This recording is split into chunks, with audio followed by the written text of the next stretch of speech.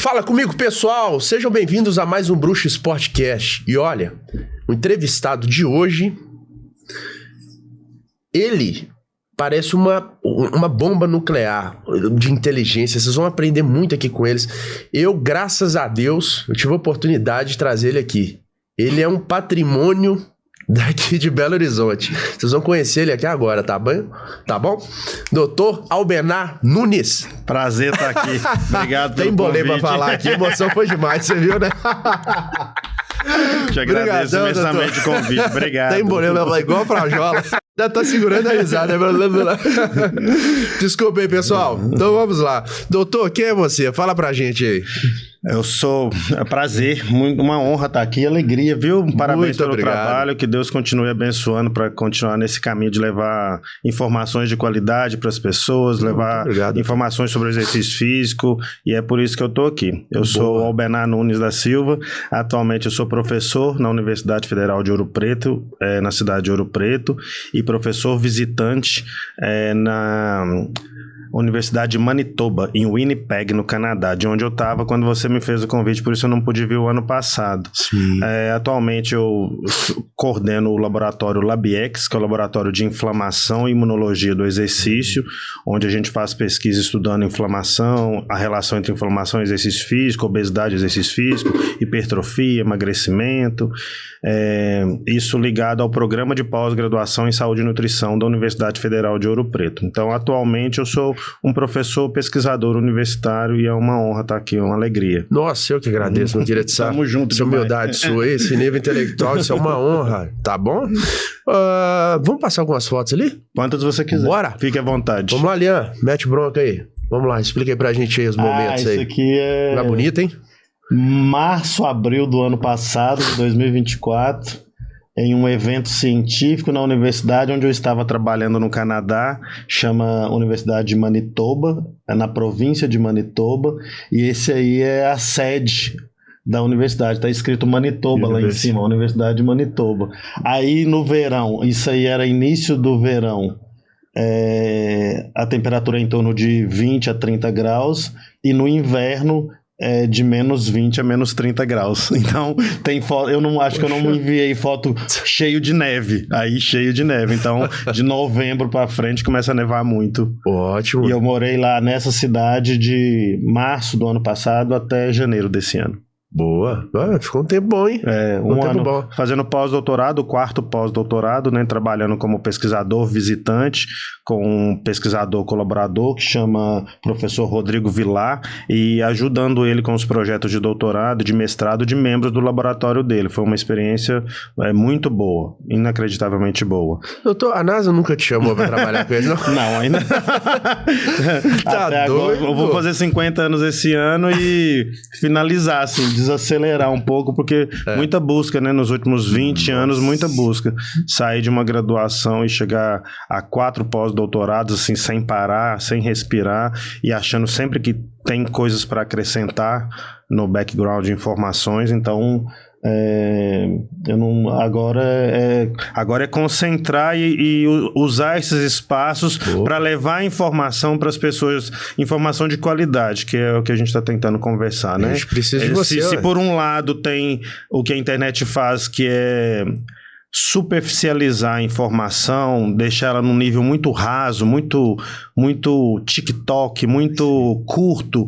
Por outro lado, tem um corpo de informação que é extremamente aplicável e pouco utilizada, porque ela exige um pouco mais de trabalho para alcançá-la, mas ela muda vidas, ela muda treinamento, ela muda abordagens. Então é nessa fonte que eu me nutro para poder continuar levando informação. Então agora, esse momento aqui faz parte desse entendimento de que agora é hora de dialogar com várias áreas para levar essas informações. A gente precisa de você, tá? Isso, para isso faz sentido fazer isso, para aquilo não faz sentido fazer aquilo, entendeu? Show de bola. A ideia é essa. Show de bola. Próxima foto? Essa é exatamente a faculdade Manitoba, né? De kinesiologia, onde fica o laboratório. E esse aí é o primeiro dia meu no laboratório. Ainda estava frio, isso é março do ano passado, ainda estava nevando quando eu cheguei lá. E esse aí é a porta que eu frequentei durante um ano 3, 4, 5 vezes por semana fazendo pesquisa, ajudando nesses projetos de pesquisa lá, tocando os projetos. Não é qualquer um não. Nossa senhora, próxima. Pessoas muito boas eu conheci. Esse aí é o legal. Diogo de Matos, Jefferson Santana, 2 doutorandos desse professor, Rodrigo Vilar, e ali uma voluntária em coleta dentro do laboratório. Eles têm inúmeros instrumentos e colocam lá, eles estudam especialmente o controle da pressão arterial durante transição postural. Então eles fazem, essa voluntária fica 3, 4 horas sendo coletado informações, e eu participei do treinamento. Acho que tem uma foto minha que eu mandei, que é o grupo que eu treinei lá durante 12 semanas, dando treinamento de força, ajudando o Diogo no treinamento de força dessas idosas. Esse aí é um dia de coleta. Aí ela passa por uma bateria de coletas. A gente está escrevendo os artigos dessas coletas por agora. Legal. Próxima. Pode passar aqui? Pode. Isso aí é a logo de lá, da Universidade de Manitoba. Estou feliz porque foi uma tomada de decisão, um cara de 49 anos sair de casa, deixar a esposa e acreditar que vale a pena imergir em um novo desafio, e depois de 12 meses deu certo, foi uma experiência boa. Hoje eu estou mais rico de informação para os meus alunos de mestrado, de doutorado, meus alunos de pós-doc, os alunos de graduação. Então eu trago essa bagagem para contribuir com a minha universidade, com a minha comunidade, né? Então eu estou feliz, estou realmente realizado. Exemplo, hein? Isso aí é a logo lá do bisão deles. Próxima. E essa aí é a universidade, também, né? já indo pro inverno, ó, caminhando pro inverno. Aquele mesmo prédio lá, que fica lá, interessantemente, você, para ir de um building para outro, você consegue ir subterrâneo, porque como é muito frio no inverno, então você tem conexões que são túneis entre os prédios, já é construído dessa forma. Então no verão você pode optar de ir por fora ou por baixo, mas no inverno você necessariamente vai preferir por baixo. É seguro? É seguro, é o trânsito dos alunos, dos funcionários normais, é um túnel de comunicação entre os prédios que tem lá. Legal, achava que podia passar igual, por exemplo, igual, por isso eu tô te perguntando se é seguro, porque pode ser igual ao Rio de Janeiro, né? Não, é tipo, lá tem shopping debaixo da terra, em Toronto, em Montreal, os shoppings se conectam com o metrô debaixo da terra para que você não fique exposto ao frio, por exemplo. Você sai lá no frio, no inverno, por raríssimas vezes, só para pegar um ônibus, por exemplo, ou dirigir. Olha, só não sabia. Você consegue viver em estruturas subterrâneas. Não sabia, essa é novidade. Próxima foto aí? Isso é o Unipeg também. Legal, e esse aí é o meu grupo de pesquisa. Olha que maravilha, quer ver? Ó? Então, ó, eu ao centro, com o professor Rodrigo Vilar. Esse aqui é o Jefferson, que é doutorando. A Sara, que era membro do laboratório. A Sara é canadense. Tá. Deixa eu ver, acho que ela chama Aline. A Aline é canadense.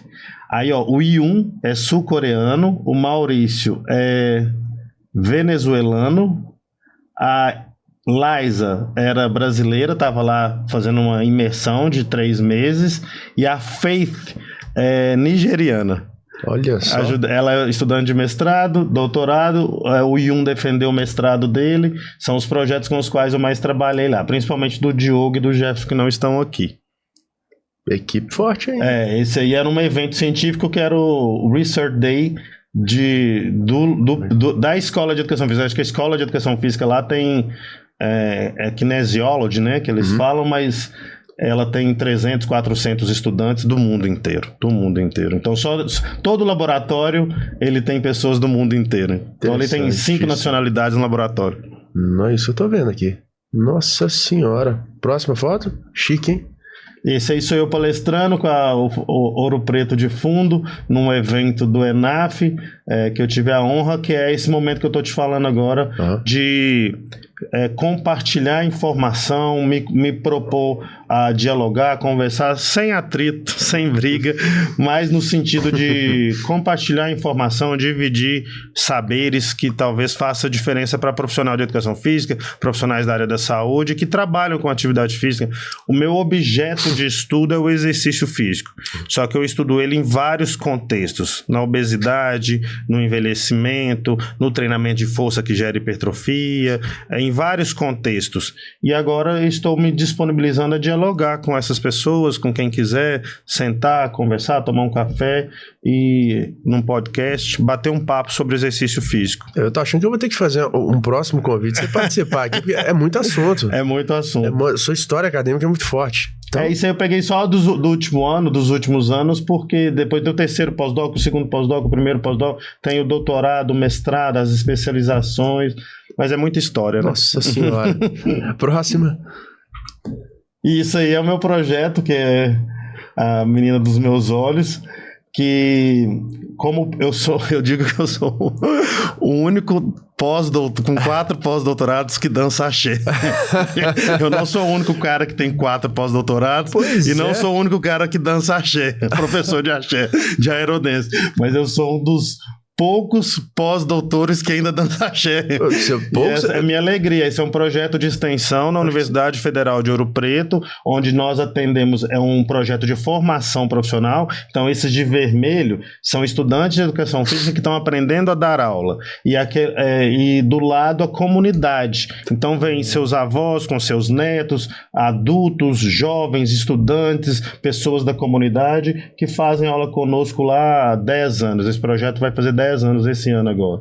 Então, minha alegria, meu momento de distração na semana é ministrar e ensaiar com esses meninos que eles oxigenam a gente, sabe? Parabéns. É um projeto, ninguém paga nada para estar lá, eu consigo algumas bolsas às vezes para esses estudantes. Olha aí. E tem estudante ali que está dançando comigo.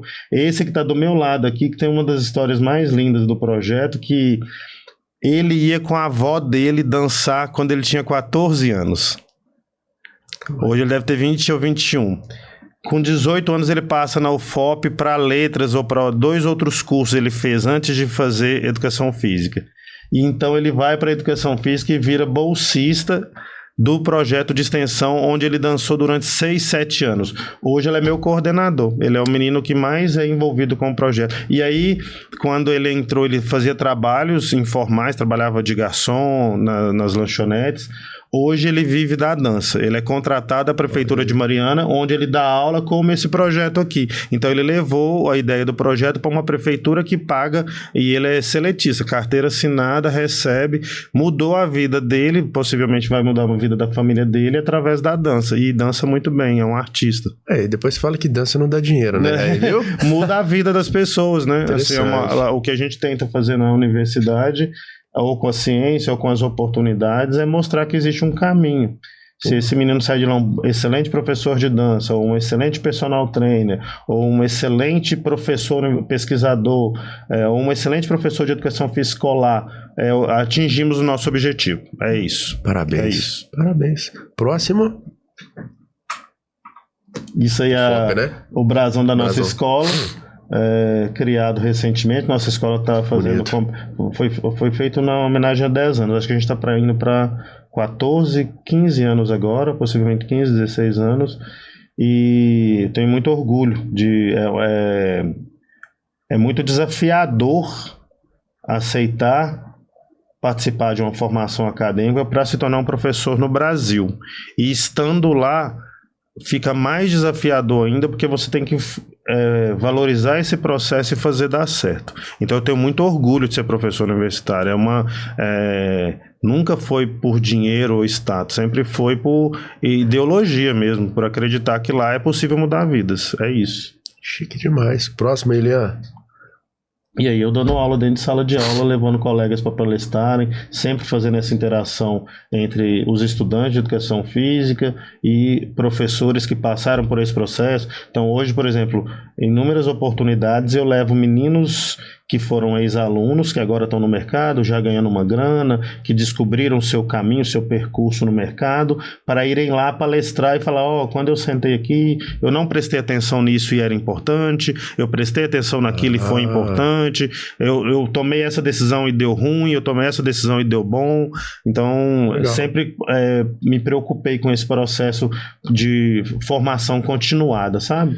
Então, assim, é uma parte importante da minha vida. vida. Eu acredito que os que davam mais trabalho ali naquela foto eram os cruzeirenses, né? Bom, não vou conseguir. Possivelmente sim. Brincadeira, pessoal. Possivelmente tinha um jogo do Cruzeiro ali no dia.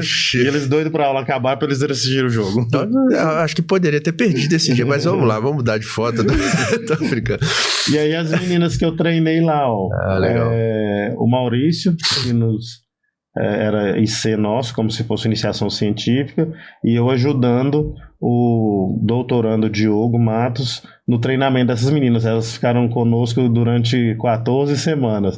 Coletava antes, no meio e no final várias tarefas motoras, nível de força, e eu as treinei em musculação lá. Foi uma alegria. Alegria, tô vendo. Isso é a cara de pau delas. Elas racham. Elas gostam. Tem um brasileiro lá. Né? Próxima. Tem mais aí? E aí, essa aí é dentro de uma academia que faz parte desse momento mesmo que eu tô te falando, que é, agora que eu tô conseguindo organizar os saberes, as informações dentro da minha cabeça e propor modelos, entendimentos e formas em que o exercício físico contribui e participa, ir a estúdios, academias, espaços, discutir com a equipe técnica e talvez ajudar no entendimento, ou na ampliação do entendimento do papel do exercício físico em inúmeros cenários brasileiros, né? Desde saúde mental até na terapêutica de várias doenças. Show. Próxima. Acabou? Acho que sim. Boa, vamos lá. Vamos às perguntas, doutor. Vamos lá, curiosidade. Vamos fazer um bate-bola aqui, né? Como e quando começou sua profissão? Bom, eu saio de Iturama, uma cidade do interior de Minas Gerais, com a perspectiva de fazer educação física, que eu até então nem sabia que existia curso superior, mas fui convidado a fazer. Alguém disse, por que você não faz curso superior? Então, nesse momento eu tomo a decisão, venho. O que se faz no curso superior? Estuda aquilo que você mais gosta. Eu falei, eu gosto de esporte, então faço educação física. Dessa forma eu entrei na UFMG, imaturo ainda, né? Uma pessoa que não entendia o que era um processo de formação. E aí eu entro na educação física em 95, momento que ainda não existe o CREF, não existe regulamentação da profissão ainda. E aí, nesse momento, eu fico apaixonado, fascinado com as possibilidades da educação física, com as possibilidades de se trabalhar com a educação física. Eu achei que eu faria educação física e voltaria para minha cidade, Iturama, para trabalhar com a educação física escolar, que era a única experiência que eu tinha, a única referência que eu tinha. Só que no meio do curso, já fazendo os estágios, trabalhei como estagiário no Minas Tênis Clube, trabalhei como estagiário na Imagem Academia no Gutierrez, já não valia a pena mais voltar para Iturama. Então já valia a pena ficar por aqui e sempre trabalhando muito, né? Sempre, se você tem disposição para trabalhar, você pega recreação no final de semana. Então fiz 11 colônias de férias, trabalhei com recreação todo final de semana durante a graduação e nos estágios à noite com musculação. Das coisas que eu experimentei, eu amei musculação, 96, 97. E aí me tornei personal trainer, só que a gente passava por um processo com os próprios colegas para se dizer, intitular personal trainer naquela época, né? Então em 97, 98 eu comecei a ter meus primeiros alunos de personal trainer, e aí a musculação, treinamento de força e o trabalho de personal trainer conduzem minha carreira até eu me tornar coordenador de academia e ter 25 alunos de personal trainer naquela época. Nossa, ainda mais naquela época então, hein? Aí depois eu não sei se a gente vai ter tempo de conversar. E aí quando eu tô ganhando uma grana boa, trabalhando como personal trainer, coordenando uma academia, aí eu tenho uma crise com o meu saber. Eu queria aprender um pouco mais. E aí eu resolvo começar esse processo de formação acadêmica.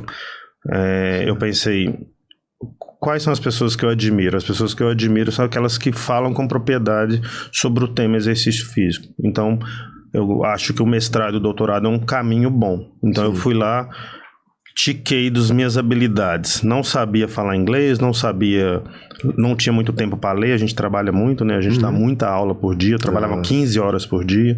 Então não lê muito, não sabe inglês, não sabe estudar, não entendeu o método científico, é difícil entender o método científico. Sim. E aí em 2007 eu tenho essa ruptura. Eu dispenso meus alunos de personal, junto meus móveis num guarda-móvel, vendo meu carro e vou fazer a primeira coisa que eu tinha que aprender a fazer para fazer o mestrado, que era aprender inglês. Vou morar na Nova Zelândia em 2003. Morei por 8 meses na Nova Zelândia com recurso próprio, pagando meu aprendizado de inglês para voltar e tentar engajar num mestrado, depois num doutorado. E aí esse processo é lento, não é simples. Voltei e fiz um mestrado, depois fiz um doutorado, aí fiz o concurso público para a UFOP em 2015 e aí fiz 4 pós-doutorados em sequência. Nossa. 2015, 16, 19, 24. Então esse é o processo de formação. Teve uma quebra assim. E aí a minha proposta, que eu acho que é o mais legal, Bruxo, que é o seguinte: eu sempre quis ir fazer ciência para ajudar a responder as perguntas que a gente tem na prática lá. Então eu fiz esse caminho e continuo fazendo esse caminho, que é, poxa, será que 3 de 10 é melhor para hipertrofiar mesmo? Por que é melhor? Por que é melhor? Mas qual o motivo que é? E aí eu vou lá na ciência, adquiro essa informação, leio, estudo, se eu não faço pesquisa nesse tema, mas depois eu volto e discuto com meus amigos que ficaram lá na prática. Eu tenho amigos que são personal trainers há 30 anos, 35 anos. E aí eu falo, sabe aquilo que a gente discutia aqui? Acontece assim, assim, assado por causa disso. E aí eles falam, e se acontecer? Aí eu vou lá e pesquiso. Então eu tenho feito esse retorno da informação para a prática. Eu fui fazer ciência para responder as coisas da prática. Eu acho que a ciência tem que se aproximar muito, embora em níveis avançados de ciência, eu não desenho um projeto de pesquisa para responder uma pergunta simplista da prática às vezes, porque às vezes você está num cenário que você tem que fazer outras perguntas, elaborar outras, adquirir outras respostas, mas a maioria da produção científica que eu tenho está me ajudando a responder perguntas da prática lá, e na pior das hipóteses, melhorar meus argumentos lá na prática. É importante. Até para vender meu produto como personal trainer, como treinador. Sim. Claro. Quando alguém te pergunta assim, por que eu deveria fazer exercício físico? Por que musculação? Por que treino para hipertrofiar? É isso, é basicamente isso. Então, esse processo de formação veio por causa de uma quebra mesmo. Depois eu vou para a ciência, mas eu sempre volto à prática para discutir com as pessoas e trocar ideias e renovar as perguntas, inclusive, para que a minha ciência não se afaste demais da prática que ela se propõe a responder. Você pretende voltar da personal? Isso eu não vou poder fazer, porque eu sou dedicação exclusiva na universidade, mas eu vou dialogar com qualquer grupo de personal onde quiser para discutir. A gente estava perguntando aqui, será que é assim? Eu vou lá e troco ideia com esse grupo sem problema nenhum. Mas amaria voltar da personal. Hoje com muito mais argumentos do que eu dava há 20 anos atrás. Né? É fera, vamos lá. Próxima pergunta. Sendo profissional de educação física e tendo feito formação acadêmica em outras áreas, conseguiu continuar tendo como objeto de estudo o exercício físico? Sim, o exercício físico, embora eu tenha feito mestrado em biomedicina, doutorado em biologia celular, o meu objeto de estudo sempre foi o exercício físico. E quanto mais eu estudei e me envolvi, mais eu entendi o poder do exercício físico. E isso que é fantástico. O exercício físico é uma medicação poderosa contra inúmeras doenças, patologias ou condições. E a gente, às vezes, só vende o exercício físico pela estética. Cura, na verdade. Ele não é só cura, ele é prevenção também. Porque se você... Acredite em mim, hoje mais do que nunca. Se você é um candidato a ter Alzheimer com 70 anos e você pratica exercício físico, talvez você empurre esse Alzheimer para depois, para bem depois. Se você vai ter demência com 70 anos e você praticou exercício físico uma quantidade boa na sua vida, longos anos, longitudinalmente, talvez você retarde esse processo de demência. cânceres, obesidade, síndrome metabólica. Então ele é preventivo e depois ele é terapêutico. Eu tô engordando e eu tô pré-diabético. Poxa, o exercício físico é terapêutico para você não se tornar um diabético. Sim.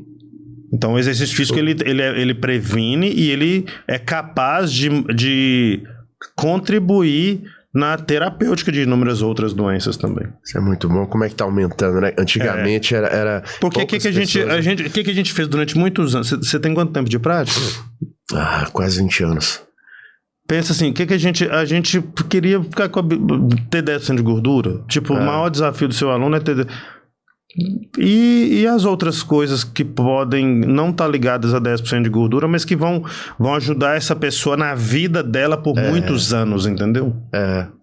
Os outros benefícios, né? Inúmeros outros benefícios. Exatamente. Falou a verdade, é isso mesmo. Próxima pergunta.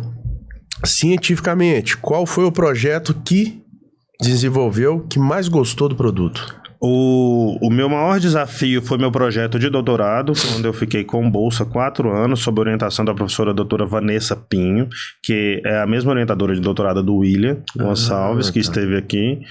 E ela, sendo bióloga, permitiu que eu estudasse o exercício físico e inflamação, que era o que ela trabalha.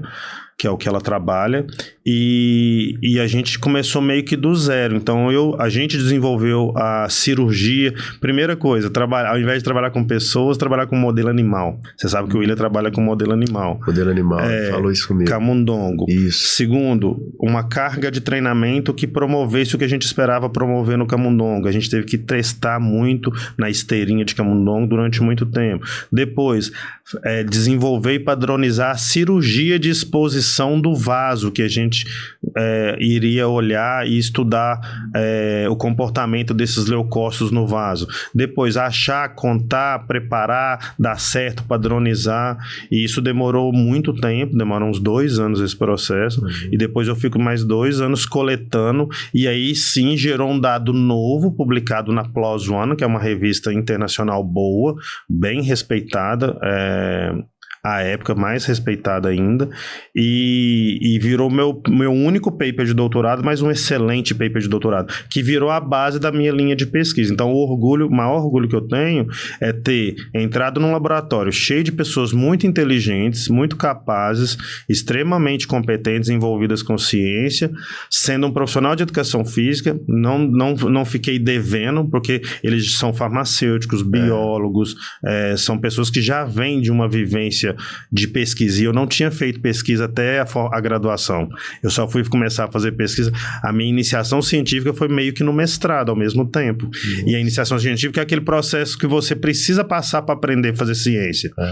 Então, o projeto que eu mais tenho orgulho é o meu projeto de doutorado, que fundou a minha linha de pesquisa e foi desafiador, e até hoje eu tenho uma memória excelente desse momento de doutorado. É tenso, mas você precisa ser muito resiliente para chegar lá bem. E eu consegui chegar bem num ambiente que era muito novo para mim. Era tudo muito novo. Não é fácil, não. Um dia a gente te convida para ir lá no ICB. Bora, vou conhecer. Quero sim. Conhecer os laboratórios. Claro, tá feito o convite, eu vou mesmo. Tem dessa não. Próxima pergunta. Qual a relação entre o estresse oxidativo, os radicais livres, na doença e no exercício físico? Então, eu estudei estresse oxidativo no meu mestrado. Eu imprimi ali mais de 300 artigos nessa época. Nossa. E aí, assim, a descoberta a descoberta da época, que até hoje continua assim, porque eu tenho acompanhado os estudos de estresse oxidativo, toda vez que a gente fala de radical livre, a gente acha que é uma coisa só ruim, o tempo todo ruim. Tanto é que qualquer nutricionista vai dizer, você produz estresse oxidativo, ou seja, radicais livres, você tem que tomar antioxidante para combater esses radicais livres. Mas o fato de alguns anos para cá, e eu participei dessa época, desses achados no começo, publicando e estudando e discutindo com pesquisadores, que o estresse oxidativo ele é um fenômeno de fato causa muito dano, ele está associado a câncer, está associado a peroxidação lipídica, que é o dano da membrana. Alzheimer também? Isso se for no neurônio, sim, porque o estresse oxidativo aumentado em células nervosas pode matar essas células, pode danificá-las, e danificando células você vai ter comprometimento do sistema nervoso central. E outra pergunta, só te contar, o Parkinson também. O estresse oxidativo, se você medir estresse oxidativo em doenças, ele está aumentado.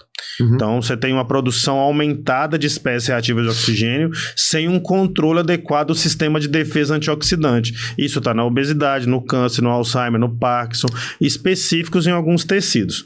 Mas o que a gente descobriu? Que, para além disso, o desbalanço entre a produção de espécies reativas de oxigênio e o sistema de defesa antioxidante, ele também é importante para sinalizar para respostas adaptativas. Então, tem espécies reativas de oxigênio que ajuda na hipertrofia muscular, por exemplo, que é uma resposta adaptativa do tecido muscular.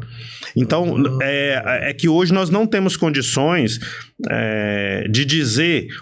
Por exemplo, eu tenho que tomar antioxidante? Quanto você treina? Quanto de espécie reativa de oxigênio você... Quanto que você está com esse balanço desregulado? Possivelmente, o próprio treinamento vai aumentar o seu sistema de defesa antioxidante, aumentando a atividade das enzimas antioxidantes. Sim. A sódio, catalase, glutationa peroxidase, que são enzimas que combatem a produção dessas espécies reativas de oxigênio.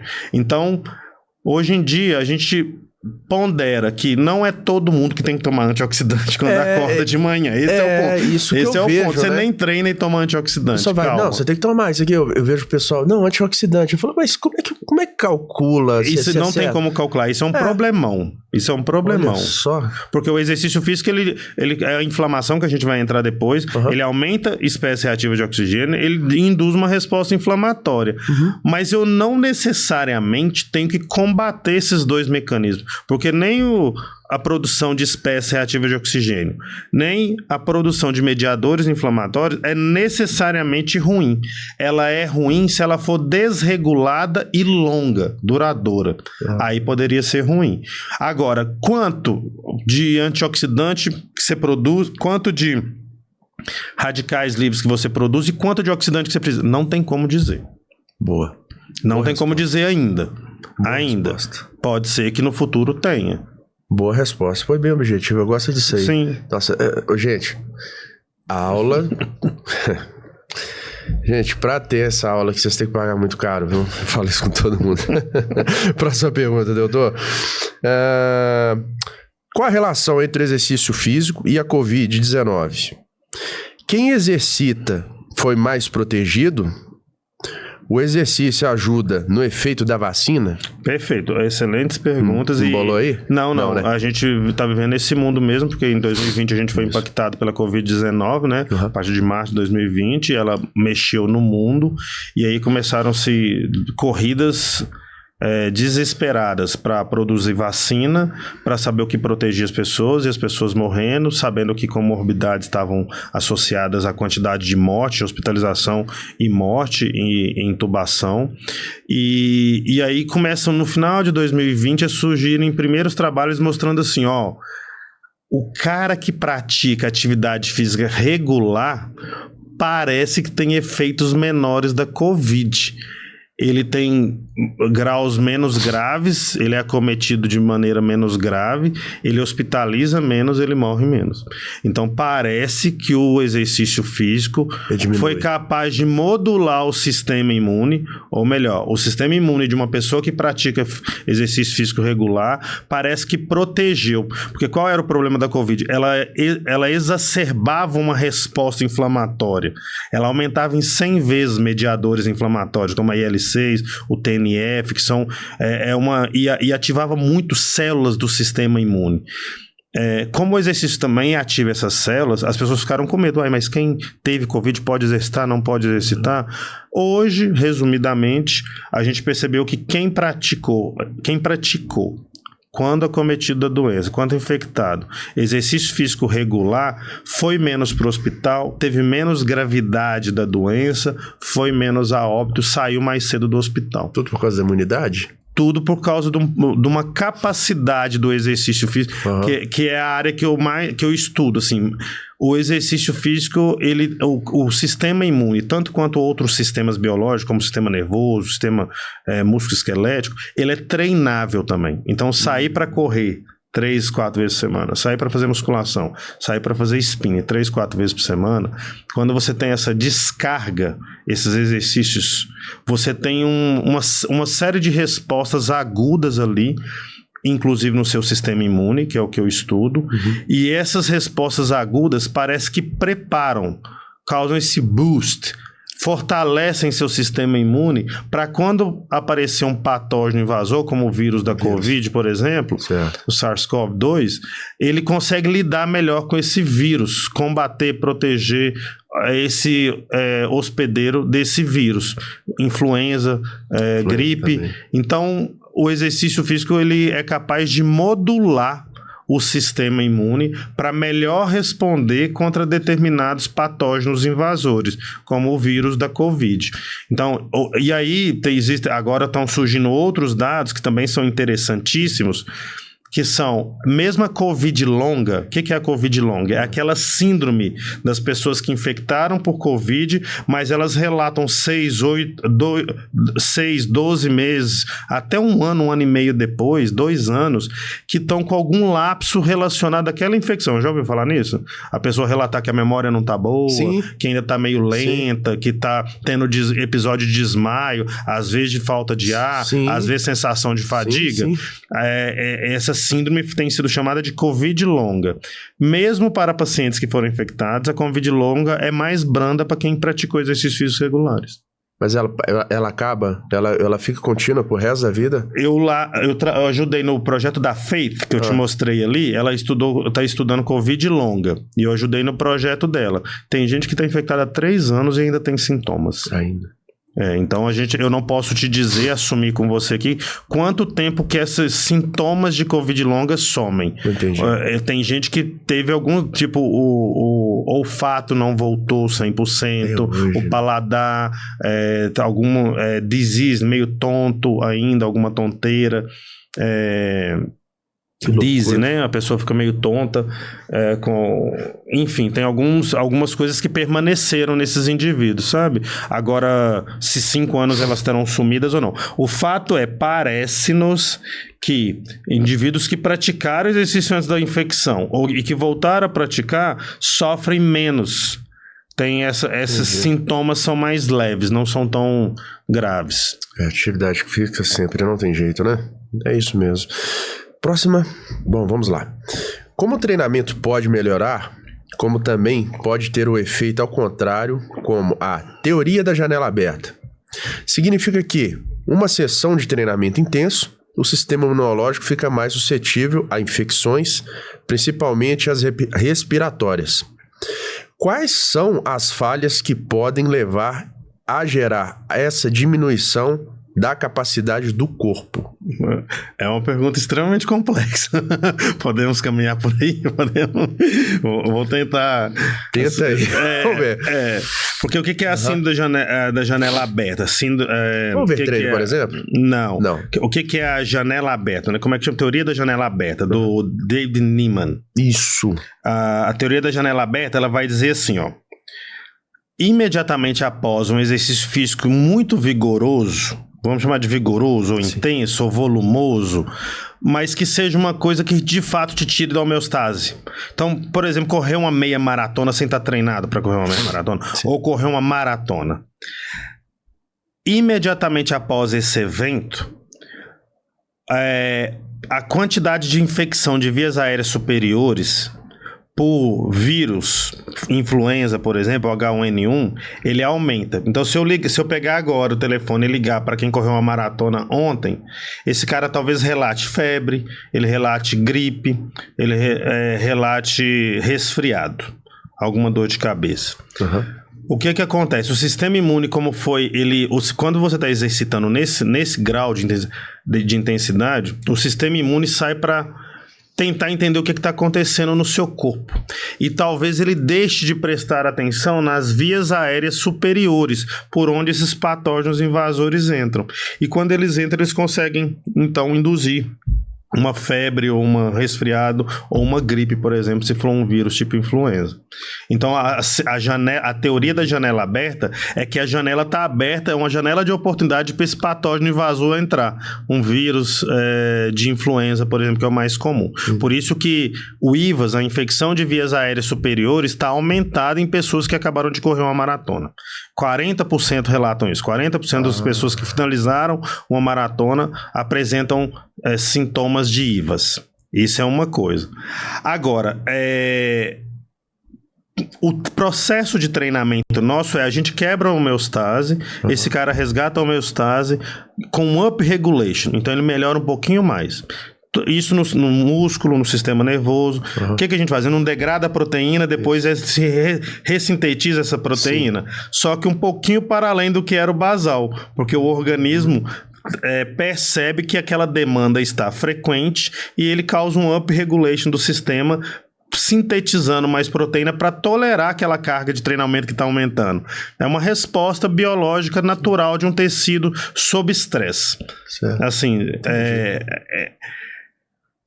episódios crônicos dessa quebra da homeostase que causam up regulation vai melhorando o seu estado final para tolerar a quebra da homeostase. Olha aí, cara. Então é por isso que a gente tem que aumentar a carga de treinamento quando a gente está induzindo uma resposta adaptativa. Sim. Essa pessoa não pode fazer a mesma coisa durante 12 meses. Linear.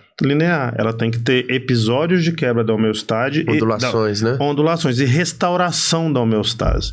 Entendeu? Então, o sistema imune, a teoria da janela aberta, diz assim, episódios exaustivos, cansativos, muito intensos, volumosos, longos, de duração longa, causam, de fato, uma falha do sistema em perceber esse vírus. Entretanto, se você treina certinho, quando você está treinado e esse vírus aparece, o seu sistema imunológico está preparado para lidar com esse patógeno invasor. Show de bola essa informação, doutor. Só você mesmo, viu? Nossa senhora. Vamos para a próxima pergunta aqui. É muita coisa. Tá tudo ok, beleza? Né? Okay, né? Essa linguagem tá ok, né? Tá ótimo, né? Tá demais. A pessoa que treina na madrugada, essa pergunta é muito boa também. A pessoa que treina na madrugada, ela pode ter uma evolução física comparando a outra que treina de manhã ou à tarde? Eu nunca li nenhum trabalho sobre isso, sobre essa pergunta. Embora os trabalhos que eu vi, as pessoas têm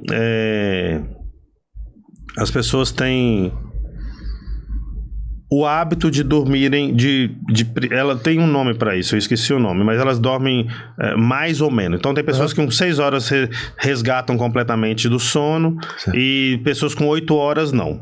E aí isso influencia na hora que ela deveria treinar. Então na prática nossa lá a gente vê uma pessoa que gosta de treinar às 6 horas da manhã e outra que nunca vai conseguir treinar às 6 horas da manhã.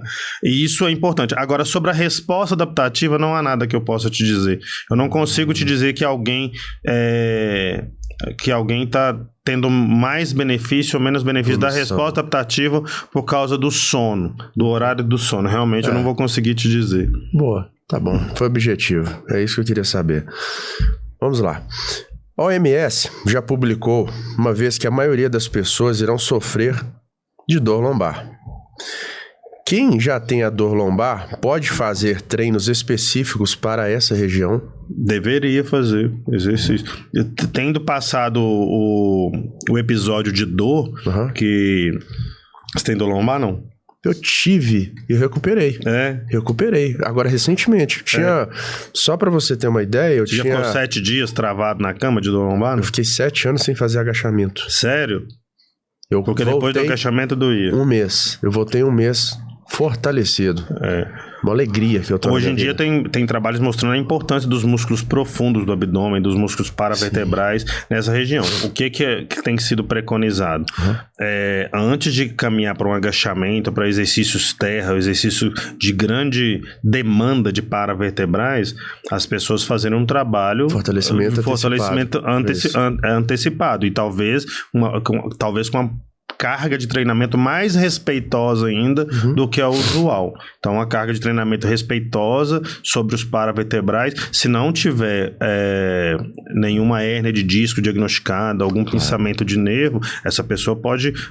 E com certeza vai colher os frutos disso. Inclusive, hoje eu acho que mesmo pessoas que não vão agachar deveriam fazer treinamentos de força para músculos profundos do abdômen, porque essa postura sentada nossa, que hoje é 12, 14 horas por dia, ela causa um enfraquecimento desses músculos profundos do abdômen. Então, mesmo que a pessoa não vá agachar, eu acho que ela deveria se organizar para fazer fortalecimento de músculos, principalmente músculos posturais, paravertebrais e abdômen.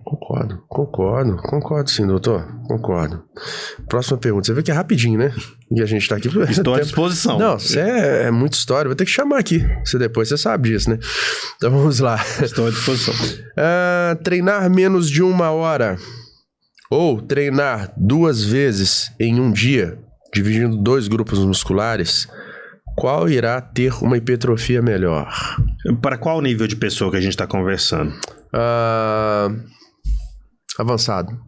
Avançado quanto? Assim, avançado que vai subir no palco ou que quer ficar muito hipertrofiado? Não chega nem isso, não. Hoje... Um amador, né? Como se diz. Não precisa chegar a ser um atleta, não. Que treina com a visão de ser... porque assim, ó, se a gente... Vamos imaginar que eu pegue um jovem praticante de musculação que eu vou conseguir progredir a carga dele 5 anos seguidos. Só para colocar na nossa prática. Esse menino vai começar o treinamento trivial, vai chegar no momento que ele vai passar para 4 vezes, 5 vezes por semana, 6 vezes por semana. A gente vai começar a dividir os programas dele em A, B, ABC, ABCD. E aí, raríssimas vezes, mesmo com pessoas muito avançadas, a demanda do programa para hipertrofiar precisou dividir grupos musculares no mesmo dia. Quem é essa pessoa que precisa ir de manhã para treinar peito e à tarde para treinar tríceps? Esse cara ele já almeja alguma coisa muito diferente. Muito diferente não. Ele almeja uma progressão caminhando para o profissionalismo. Eu treinei pessoas durante 15 anos e treinei alunos avançados. Nenhum deles a carga de treinamento precisou ser dividida em 2 sessões no dia para continuar gerando hipertrofia. A nossa hipertrofia foi excelente na ausência de esteroides anabólicos, treinando um treino de 1h15, 1h20, com 2 grandes grupos musculares. Só que vão ser 16, 18, 20 séries para peito e vão ser 12 séries para tríceps. Por exemplo. Mas eu ao Bernard, eu nunca cheguei num nível de uma pessoa que precisasse colocar peito de manhã e tríceps à tarde. Eu nunca cheguei. Talvez alguém que tenha treinado por fisiculturismo, um cara muito avançado, muito motivado, que tivesse uma motivação extrínseca muito grande, talvez dividisse. E aí eu não consigo te dizer qual que é a diferença hipertrófica entre fazer isso ou não fazer, entendeu? Possivelmente um atleta profissional vai caminhar para isso, mas uma pessoa que não vai ser profissional talvez não precise caminhar para isso. Boa, doutor. Boa. Bem objetivo, hein? Vamos lá. Intervalo de treino, vamos lá. Isso aqui já é polêmica. Intervalo de treino abaixo de 1 minuto deveria ser proibido para hipertrofia? Mas por quê? As pessoas já estão falando em rede social que abaixo de 1 minuto não é tão benéfico quanto acima de 1 minuto a recuperação da hipertrofia. Será que é válido deixar 30 segundos de intervalo acima de 1 minuto? É porque é o seguinte, essas variáveis que a gente chama variáveis do treinamento de força, que a gente chama... Vou explicar aí pro pessoal para tirar essa dúvida aí, essa pulga atrás dele. Vamos assim, ó. O que é hipertrofia? A hipertrofia é o aumento do volume muscular, o aumento da seção de área transversa de um músculo. Quando eu componho uma carga de treinamento com a intenção de gerar hipertrofia, eu vou esbarrar em várias tomadas de decisão que dependem de uma série de coisas. Quem é a pessoa? É alguém que já treinou? É alguém que já treinou mais sério? É uma pessoa que nunca treinou? Qual que é o objetivo dela com a hipertrofia? Quanto tempo ela pode treinar por dia? Quantas vezes por semana? Vou esbarrar numa série para tomar uma tomada de decisão. A variável pausa é uma das últimas variáveis. Quando está tudo redondinho, as coisas foram agilizando, e aí eu vou tomar uma decisão se ela vai recuperar 1 minuto ou 2 minutos. E faz diferença. Para a hipertrofia, em linhas gerais, o que a gente quer é criar uma situação onde haja um aumento da ativação dessa unidade motora do músculo e, ao mesmo tempo, um ambiente metabólico que, num primeiro momento, ele é catabólico e, num segundo momento, ele é anabólico. Eu vou tentar dizer isso com outras palavras. Quando eu dou menos de 30 segundos ou 40 segundos, o que eu tô, para qualquer, não estou dizendo que é certo ou errado, não. Para qualquer pessoa, eu estou assumindo que o ambiente metabólico ainda está muito, o ambiente metabólico ainda não se recuperou, não teve um recovery ainda adequado para que ele faça uma outra sessão parecida, uma outra série parecida com a série anterior. Essa série será prejudicada. Prejudicada como? Se você der 30 segundos, ele não vai conseguir fazer o mesmo número de repetições. Simples assim. Sim. Ele fez 12, você pretende que ele faça de 10 a 12? Então, essa pausa de 30 segundos não vai permitir... Qualquer pessoa que for para a prática lá vai ver. Ele vai fazer 12... Você quer 10 a 12, ele vai fazer 12, se você der 30 segundos ele vai fazer 9, depois ele vai fazer 7, depois ele vai fazer 5. É só você fazer uma barra fixa, por exemplo, você tira uma base, se fizer 3 séries, a primeira você vai. 15. A segunda já começa, e a terceira é o corpo. Então, o que é essa pausa? Que é o que é importante discutir. Essa pausa, ela é o tempo necessário para você fazer um evento muito parecido com o evento anterior. Então, essa pausa... É óbvio que ela tem que ter uma característica que permita essa recuperação parcial para a realização dessa tarefa de novo. Se ela for muito curta, não vai dar. Eu não vou entrar em discussão de 60 segundos, 30 segundos, mas ela tem que ser adequada. Entendeu o que eu estou querendo dizer? Agora, em outra determinada fase do treinamento, você quer que ele não faça isso, que ele faça uma pirâmide decrescente de número de repetições, beleza. Reduz a pausa, aumenta a densidade do treino, ele vai fazer cada vez menos repetições, mas era isso que você queria, porque a resposta adaptativa que você queria tinha a ver com esse evento. Entende o que eu tô te falando? Então, a hipertrofia, o que a gente pensa sobre hipertrofia é que essa carga de treinamento tem que estar muito alinhada com o que você quer. Não é nada fora do padrão, do prumo. Então, se você precisa de 90 segundos ou 120 segundos para recuperar, que você recupere até próximo de realizar novamente o anterior. Próximo do anterior, com aquele peso, com aquelas condições, com aquela velocidade de execução, com aquela velocidade angular, com aquela duração da tensão, próximo daquilo que você está fazendo. Craque. Entendeu o que eu tô querendo dizer? Demais. E quanto menos você reduzir, quanto mais você colocar denso esse treino, ou seja, reduzir a pausa, mais difícil vai ficar E aí talvez eu entre em outras respostas adaptativas que não a resposta hipertrófica a qual eu tava querendo. Por isso, talvez as pessoas estejam dizendo isso. Craque. Tô adorando a conversa aqui, doutor, tô adorando. Obrigado, viu? Não, isso é muito fera. Bom, isso aqui também é interessante. Qual a relação entre inflamação e a prática do exercício físico? Então, aí, hoje... Eu comecei a estudar hipertrofia muscular mais seriamente há uns 20 anos só. Eu tenho uns 20 anos. E nesses 20 anos, estudando temas dos outros, depois fazendo minhas próprias pesquisas com hipertrofia também, marcadores de hipertrofia. E esses marcadores de hipertrofia caem em inflamação, que aí eu fui estudar no doutorado. Então hoje existem vários eventos, existe uma sequência de eventos que precisam acontecer para que uma hipertrofia do tecido muscular aconteça. Então tem que ter possivelmente um dano tecidual, quando você vai lá e faz uma série de 12 repetições e prioriza principalmente a contração muscular excêntrica, essa própria ação muscular excêntrica causa dano tecidual, então o dano tecidual parece estar presente nas respostas hipertróficas que induzem essa regeneração do tecido muscular. Depois desse dano tecidual, a gente tem concomitante uma ativação de células satélites, que são células quiescentes presentes no músculo, né? Ao nível da graduação, a gente já ouviu falar nisso.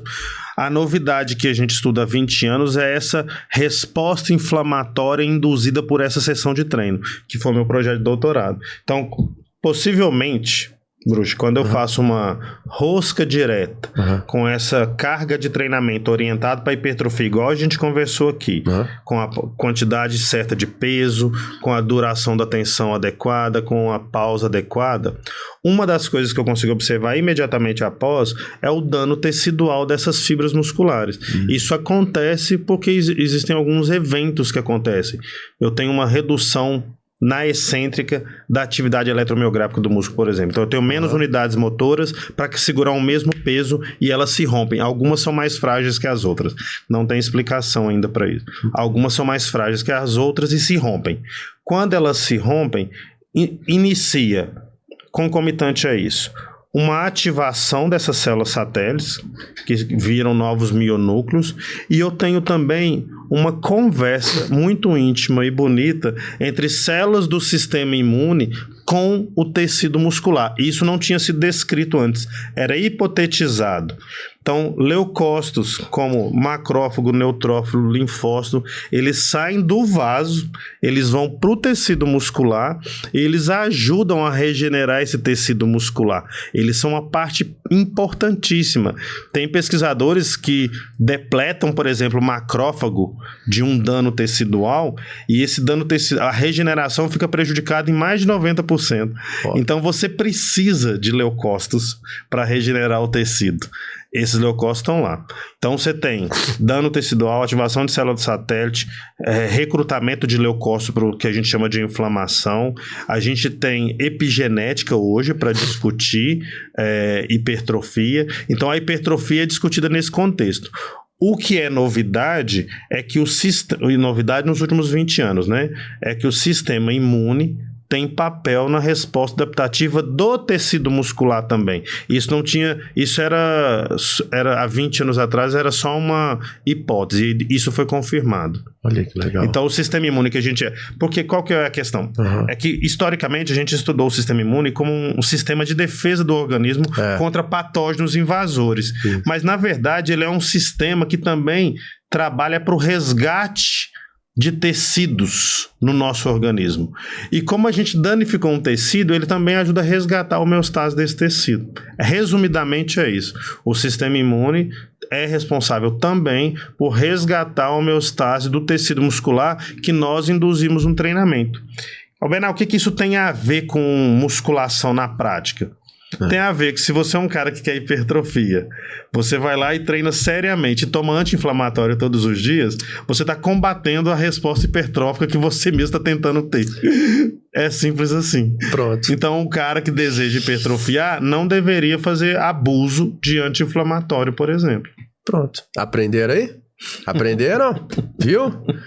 Aprende, viu, gente? Aprende, viu? De uma vez por todas, viu? Nossa, isso tá chique demais. Até hoje, pode ser que amanhã mude, porque a ciência é muito assim, mas não tem problema. Oscila, né?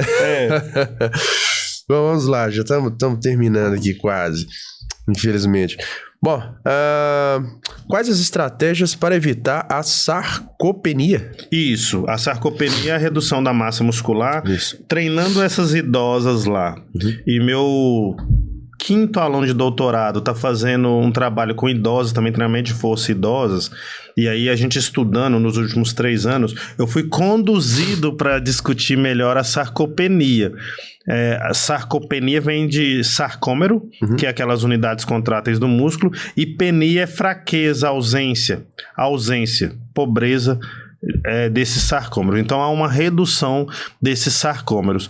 E isso é absurdamente aumentado após os 50 anos. Em algumas doenças também, mas após os 50 anos, se essa pessoa é sedentária, ela perde essa massa muscular.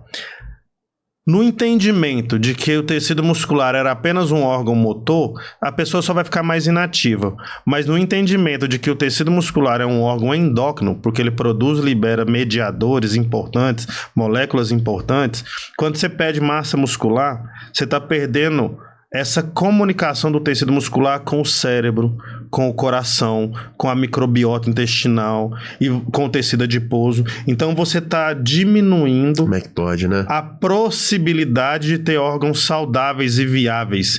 Então perder... O que eu tenho dito assim, que é uma novidade para mim, porque é dos últimos 3 anos só, isso eu só estudo há 3 anos, 3, 4 anos, que o tecido muscular ele é um depósito de saúde. Então, se você tem a capacidade de usar esses argumentos para treinar uma pessoa que está em processo de envelhecimento, e todos nós estamos, o cara com 50 anos, para além da estética, ele deveria estar preocupado de fato em hipertrofiar para poder ganhar anos de vida com qualidade. O que é qualidade? Função boa, independência, autonomia. A sarcopenia, ela vai te levar para a cama. Uma falência de vários órgãos, né? Como ele começa no tecido muscular, mas ele está intimamente, foi o meu susto, porque só uma falência do tecido muscular, mas o tecido muscular dialoga com vários outros órgãos. Quando ele para de dialogar e ele para de estimular. Então, ele vai morrendo. Hoje, a sarcopenia está associada à demência. Olha aí pra você ver. Menos massa muscular, menos aceleração da demência. Uma coisa, como é que... a gente chama de cross-talk, né? É uma conversa mesmo entre todos os órgãos do sistema. O que eu gostaria de deixar, se você permite, o que eu gostaria de deixar de informação é que o tecido muscular ele é um órgão endócrino, ele é um órgão que produz e libera importantes mediadores que dialogam com vários outros órgãos. Hoje nós chamamos esses mediadores que são liberados depois do exercício físico de exercinas. São moléculas que são liberadas após o exercício físico e que agem em órgãos e sistemas, causando bom funcionamento desses órgãos e sistemas. E isso mantém a saúde do indivíduo. Então, quando a gente fala de massa hipertrofiar na vida adulta, manter essa massa muscular na fase idosa, a gente está falando em manter não só a autonomia motora, mas também o bom funcionamento de vários outros órgãos, inclusive do cérebro. Entende? Entende por que o tecido muscular é, então, uma reserva de saúde? Engloba muita coisa. E assim, eu queria falar uma coisa importante, porque tomara que isso atinja o maior número possível de pessoas, que é o seguinte. Se você pensar na nossa área, hoje, com 50 anos, eu vou fazer, se eu pudesse olhar para trás e pensar assim, é melhor pagar um personal trainer para os seus pais e uma vez por semana se esforçar para pagar um personal trainer, não vou falar o valor de hora de personal trainer, mas do que pagar cuidadoras de idosos depois. Porque na matemática financeira pura faz muita diferença, e na autonomia desse idoso, cozinhando a própria comida, tendo autonomia para ir ao banheiro, para tomar seu banho. Então, o personal trainer hoje, ele é um profissional necessário para esse processo de envelhecimento. Que ele é a pessoa que poderia estar na frente. Eu estou tentando militar nessa direção, porque o seu melhor argumento com alguém que tem 55, 60 anos não é vamos ter 10% de gordura para ir para Jurerê, mas vamos manter uma massa muscular para que você retarde sua demência, seu câncer, as complicações que podem aparecer, ou vamos não ter essas doenças, vamos ter um corpo saudável. Como é que a gente vai ter um corpo saudável? Treinando, fazendo musculação, fazendo corrida, fazendo ciclismo. Sim. Qualquer evento que você queira, desde que você não fique parado. A pior opção é parar, porque você vai perder essa massa muscular, vai perder esse cross-talk com outros órgãos e tecidos, e você é um candidato mais sério para ter demência, Alzheimer, Parkinson, né, que são temas que estão em alta hoje, doenças mentais, e a própria depressão. Então é isso. Obrigado por esse apelo positivo aí, tá? Muito obrigado. A última pergunta, vamos lá, doutor, vamos lá. Em um processo de emagrecimento, seria melhor a pessoa desenvolver um trabalho com um psicólogo antes de iniciar um trabalho com nutricionista? Eu vi essa pergunta, achei bacana. Você achou legal?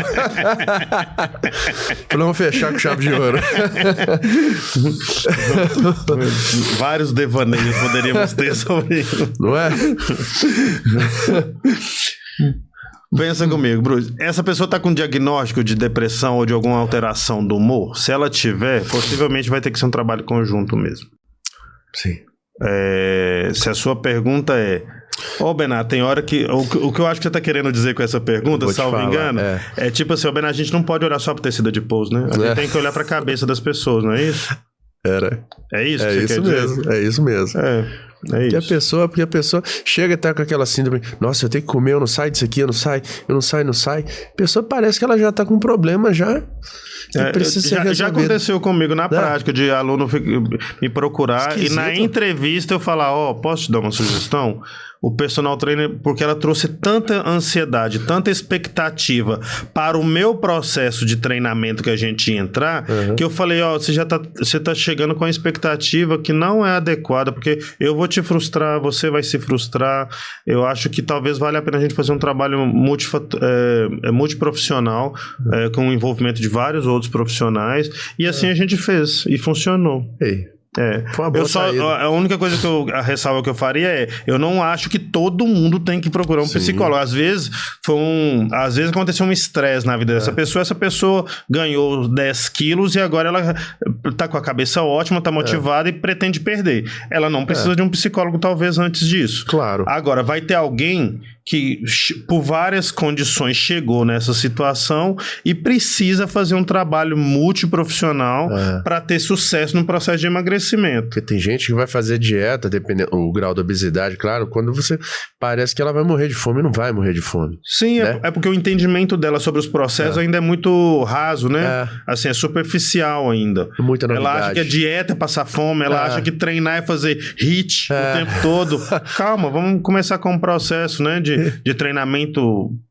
Tipo assim, vamos fazer o seguinte: o seu maior desafio é estar comigo daqui a 6 meses. O desafio do seu treinamento é vir aqui e estar comigo 1 hora durante 6 meses. Pronto. Não, mas o que você vai fazer? Não preocupa com isso. Vem, uma esteira, musculação, uma conversa, um apoio, um suporte. O já deu 6 meses e passou 6 meses. Rápido. Eu não consigo. Aí começam as coisas boas. Nossa, eu não estava conseguindo agachar, não estava conseguindo amarrar meu tênis. Então, nossa próxima etapa é ficar comigo mais 6 meses. Às vezes não sei nem... Bom, eu não sei também, até me corrigindo. Às vezes não é nem bom, às vezes, falar com a pessoa, porque quando você fala 6 meses com ela fala, nossa senhora, mas eu tenho que ficar aqui 6 meses. Tem gente que é assim. Mas o que eu tô tentando te dizer é o seguinte: se essa pessoa chegar com uma expectativa... Aí eu vou dizer dos dados que eu tenho e também da literatura científica que não é minha. Imediatismo também, né? Se uma pessoa chegou com você dizendo, nossa, eu tenho um casamento daqui a 6 semanas, preciso perder 10 quilos e eu já quero vir... Eu lembro da prática, chegava a pessoa que falava assim, eu quero treinar 2 vezes por dia porque eu preciso emagrecer 10 quilos em 6 semanas. A pessoa chega com uma percepção inadequada da realidade, entende o que eu tô dizendo? Só te cortar aqui pra gente. Uma vez um policial me procurou, falou, cara, preciso fazer um treinamento com você, teste físico lá na polícia. Falei, é mesmo? Quantas barras fixas você precisa fazer? Ele falou, eu preciso fazer pelo menos, ele falou comigo que foi 7. Eu falei, tá, daqui a quanto tempo? 30 dias. Eu falei, quantas barras fixas você faz? 1? Eu falei, então, é isso. Eu falei, é isso. Sério? E eu sou o cara que vou dizer assim, por quê? Porque dados meus, tá? Tanto com pessoas com sobrepeso quanto não. 3 meses depois de treinar 2 ou 3 vezes por semana, 40 minutos na esteira, mudou nada no peso. 3 meses é só o começo de um processo. Entende? Às vezes a pessoa vem com uma ansiedade... Pode não ter mudado na esteira, mas a questão, às vezes, da dopamina, outras coisas... Vários, tipo assim, aí você pega lá as moléculas. Sim. Várias moléculas excelentes... A respiração da pessoa começa a melhorar. Moléculas mesmo. Às vezes o BDNF dela, a produção de irisina dela, que é uma molécula nova. O humor dela mudou. Na balança ainda não mudou.